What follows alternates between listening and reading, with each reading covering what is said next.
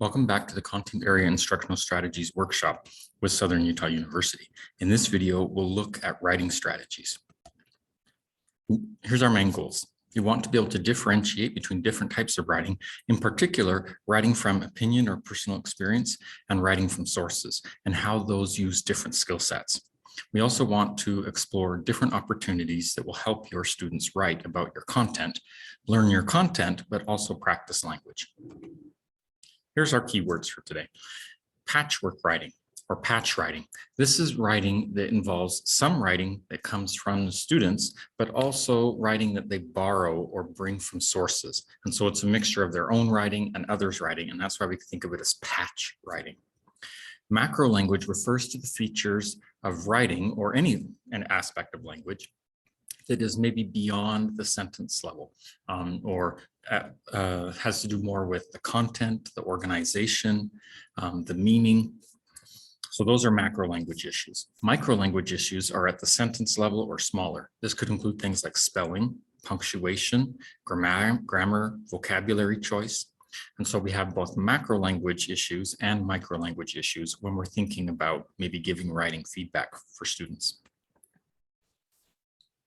So as a reminder, here's our framework for exploring how to help students use the language of our content area. And right now we're focusing on encouraging speaking and writing. And as we mentioned in our previous video, we talked about the output hypothesis, and that if students aren't forced to use the language and produce some output, they won't notice where they have gaps. But when they are forced to do that, it reminds them, hey, I can't do this. And so I need to practice, I need to get help so that I can bridge that gap. The interaction hypothesis has to do with communicating with others, negotiating meaning. And so we can do that a lot during speaking, but we can also do it during writing. So our goal here is to help students find opportunities to write about the content that they are learning. The more they do that, the better they'll learn the content, but it also gives them good opportunities to practice the language. So let's talk about some ideas that particularly affect writing. And one of them is task representation. Task representation is the idea that what the teacher has in mind of what the students will do for the assignment may not match what the students do. And so this can lead to some problems when we ask students to complete a writing assignment that they're not doing what we expect them to do. And so some ways we can clarify task representation is to have clearer instructions. Even if we're teaching in the target language, we might want to clarify the instructions for the assignment in the language that the students speak more fluently. We may also want to have examples of the types of tasks that students will do so they can see what a typical task would look like. All of those are things that can help. Maybe having students talk with one another at the end of class and say, okay, now turn to a partner and explain to them what you're supposed to do for homework. And as a teacher, you can go then and listen and see, are students sharing with each other instructions that match what you think it should be, or is there some miscommunication? And we've also talked about this idea of writing from personal experience or opinion. And there we don't need to use sources. We can just write from what we know and we think.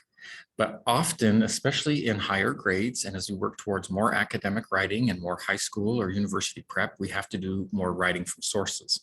And when this happens, we call this intertextuality, where we're combining our texts with other texts and our own writing. And when this happens, textual borrowing is very common. We may use a quote or may use ideas from a source, even if we don't use their words. And this can lead to things like we talked about, the patchwork writing.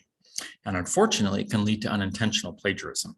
And in American universities in particular, plagiarism is a big issue. If students use ideas or words from a source and they don't let the readers know which ideas or words have come from sources and what those sources are, they could get a 0 on their papers. It's that serious. In some universities, students will be dismissed from the university, even if this happens once.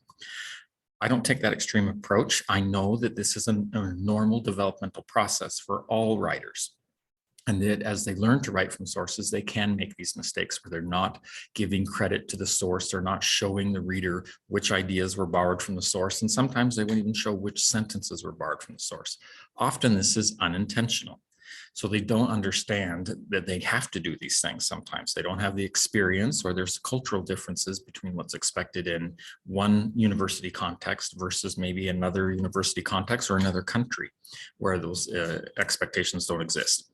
Also, many students are sometimes asked to write from sources before they have the language necessary to interpret those sources and to explain them in their own words.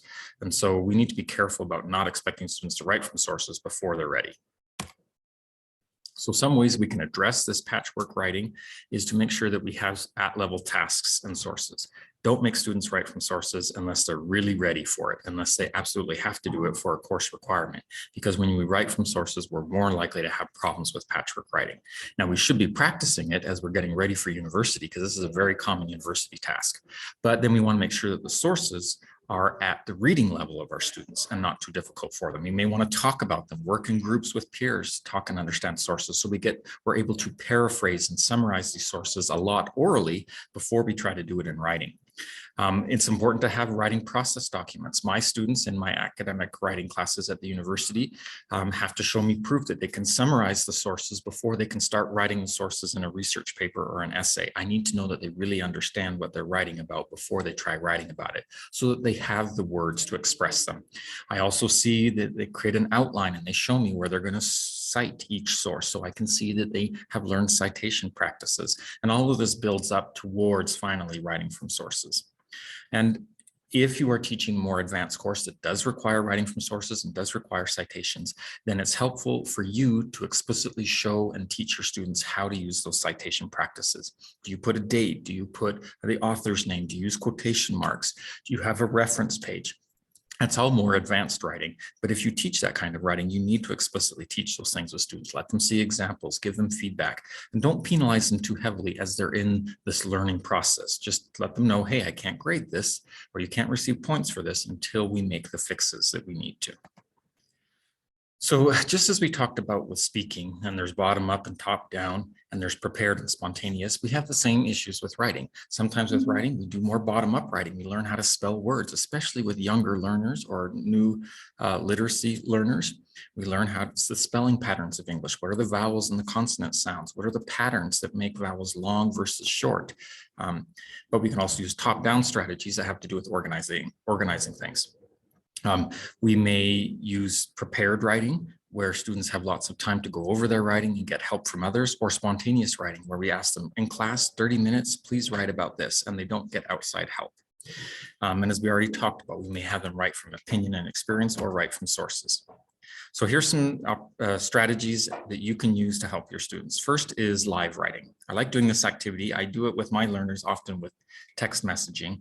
They all have Google accounts through the university, and I have them connect, and I give them a topic, and they have to text each other and converse about the topic. So it's very spontaneous writing. It's fast because their partner's waiting for an answer. But it helps them carry on a conversation. And it's a different kind of writing, the texting, than from maybe what we do in the university, but it helps build some confidence and some speed with their writing. But even if you don't have students using technology, you could do this with paper, right? Students could write a note to each other, pass it to the next student who writes an answer, and then they pass back. So that's another option. Spelling practice. This is something you might do, especially with early literacy learners. Work on consonant and vowel sounds. I do lots of activities where I say a word, and then I invite the learners to write the word on a board, and then they hold it up and show me, and we look and see, are we learning the spelling patterns? We definitely teach the spelling patterns ahead of time. We go through example words, and then we practice those words together. And I have students show me that they've learned the spelling patterns. We mark words in certain ways that help them recognize short and long vowel sounds, the blends of English, and other spelling patterns that are helpful for beginning learners of writing.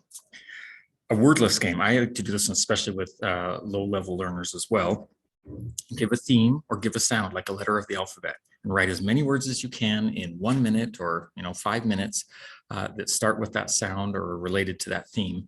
And then we go around the group and we all list our words. And if someone else has listed the same word, then you don't get a point for it. So let's try to encourage students to write lots of words, but also write unique words, some newer words that they're learning. And that can be a fun game to play with students.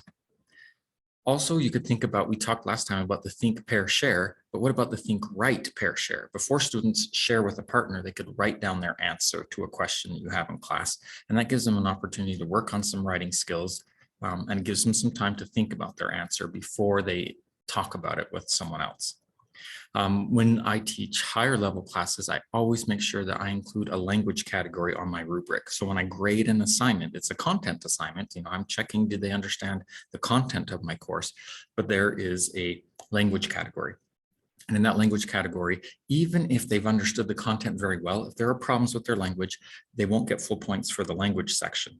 But I do this because, yes, sometimes students will have difficulties with the language, but I want to show them that I understand that they understand the content, and I want to give them credit for that, but I also want to hold them responsible for using the language appropriately.